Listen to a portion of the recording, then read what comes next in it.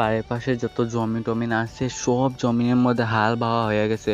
তো আগে যে সময় ছোটো আসলাম এই সময় তো মানে যে সময় হাল টাল বাওয়া হতো এই সময় আমরা সব একদম ভাই বোন যা আসলাম সব মিলে যেতাম জমিনে যাই পড়তাম। তো এখানে গিয়ে জাল টাল লইয়া পেকেটাকে বড়িয়া একদম বেতাল অবস্থা হতো, মাছ টাছ ধরতাম। এখন তো আর এই মজাও মিলে না, কেউ থাকে না। তারপরে কীটা করতাম অনেক সময় আটটা আটটা ব্যাগের মধ্যে বাইরিয়া পড়ছি ঘুরানি যাওয়ানের লেগে বলতে খেলা যাওয়ানের লেগে মাঠে। তো তারপরে অনেক সময় ঘুরে ঘুরে মাঠে আইয়া পড়ছি। মাঠে আওয়ার পরে তো দেখি কেউ নাই বলতে কেউ নাই, সব কামে কাজে ব্যস্ত।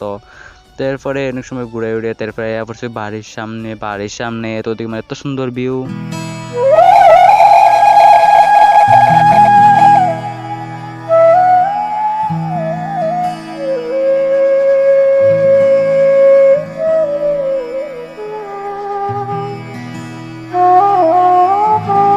তারপরে এখানে দাঁড়াই আসলাম অনেক সময়, একটা ভাই আইসে তার সাথে অনেক সময় দাঁড়াইছি। একলা দাঁড়াইতে দাঁড়াইতে তো ভালো লাগে না, তো তারে কল করছি আইয়া পড়ে ও আইয়া পড়ছে।